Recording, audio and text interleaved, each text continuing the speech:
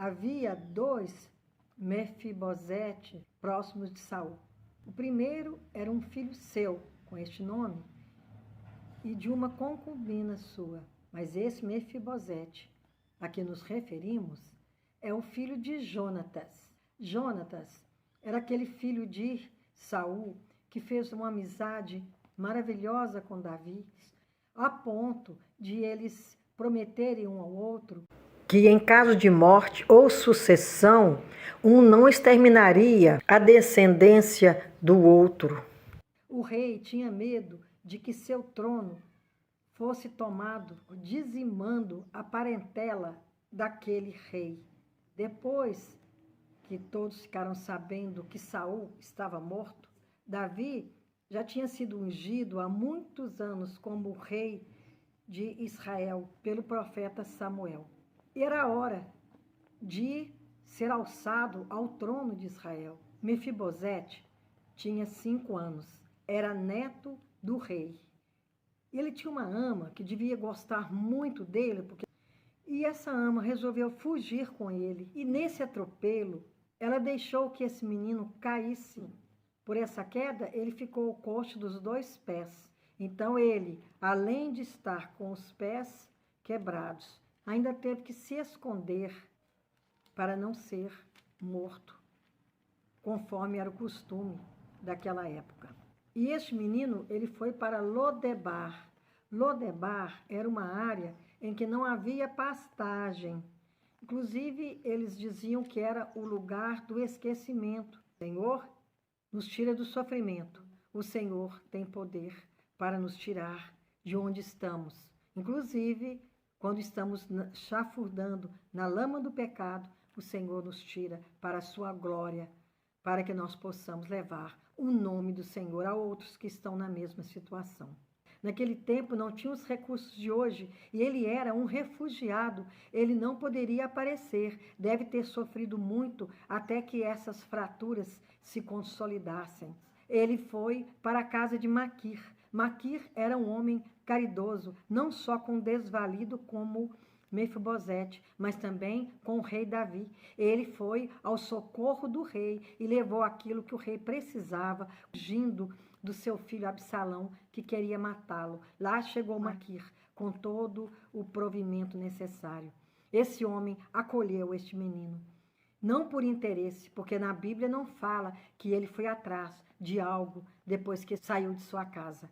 Mas o fato é que Davi, depois de ter ganhado algumas batalhas, depois de já ter levado a arca da aliança do Senhor para Jerusalém, ele pergunta a um servo de Saul, chamado Ziba, se havia alguém da casa real que havia sobrevivido para que ele pudesse usar de misericórdia para com a vida dele. Ziba respondeu que havia sim Mefibosete. Então Ziba respondeu ao rei: ainda há um filho de Jonatas, aleijado de ambos os pés. Nós não podemos adivinhar qual era a intenção de Ziba, que ele era um homem complicado, quando disse que ele era aleijado. Talvez para dizer para o rei que não era uma pessoa considerável, alguém que valesse a pena. O rei, sabendo que ele estava em Lodebar, ele mandou buscá-lo. Mefibosete foi levado à casa do rei. Inicialmente, ele deve ter ficado com medo quando os emissários do rei foram chamá-lo. Ele deve ter pensado, agora eles vão me matar. Mas ele foi elevado à categoria de uma pessoa muito especial no palácio. E ele haveria de comer todos os dias pão na casa do rei. Absalão quis tomar o trono de seu pai e começou a perseguir Davi para matar.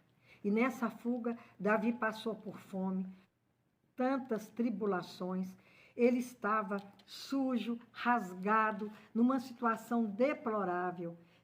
Ziba, servo de Mefibosete, foi aonde estava Davi, e Davi perguntou por Mefibosete onde estava ele, porque ele não o viu ali quando fugia, junto com aquelas pessoas que acompanharam Davi. Ele estranhou, porque o menino muito fiel a Davi.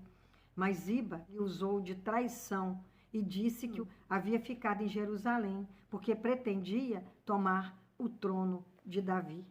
Nós vemos que Mefibosete era tão fiel a Davi que ele foi encontrar-se com o rei, ele não tinha tratado os pés, nem espontado a barba, nem lavado as vestes.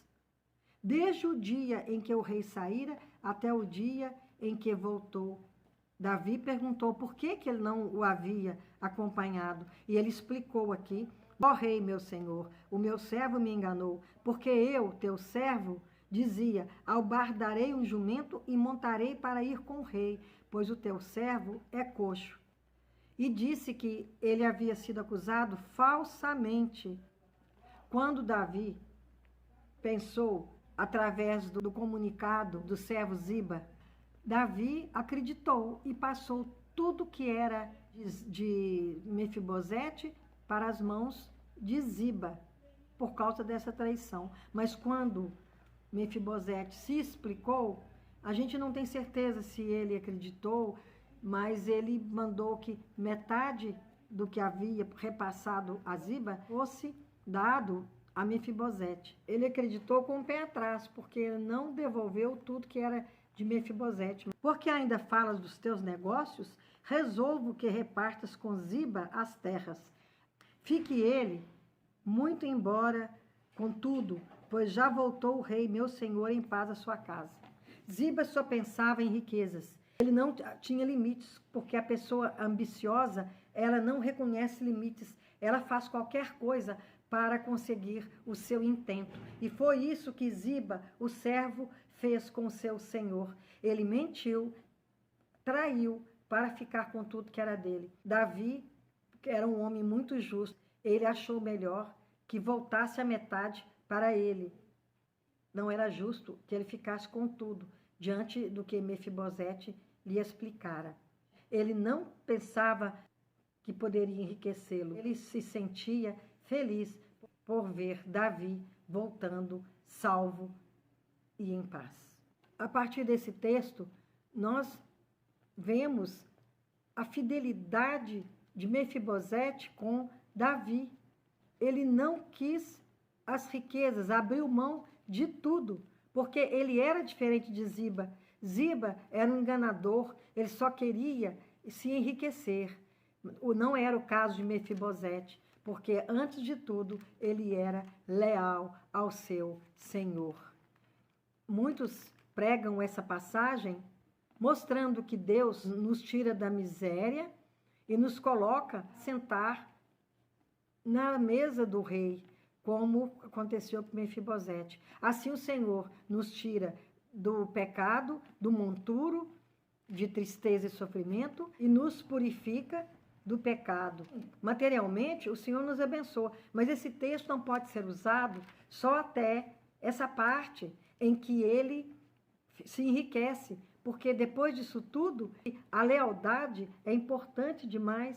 Essa parte não pode ser esquecida, ela tem que ser pregada, porque mesmo ele ficando de nada, porque ele expressou o desejo de abrir mão de tudo diante de Deus. Nós abrimos mão de tantas coisas que são consideradas riquezas para outros, de tantas atitudes que parecem loucura a outros, que buscam se enriquecer, aproveitar a vida como se pecar fosse uma maneira de se alegrar, mas ao contrário, o pecado traz consequências. Todos somos pecadores, morreremos pecadores, mas nunca podemos nos acomodar no pecado, achar que é normal, que todo mundo faz.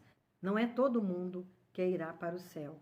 Há aqueles que foram fiéis até a morte e ganharão a coroa da vida naquele dia. Nós queremos ser coroados com essa coroa. Ela não é de graça, ela custa um preço, e o preço é a nossa obediência ao Senhor. Não que nossas obras nos salvem, mas elas expressam de que lado estamos, porque não podemos ficar em cima do muro.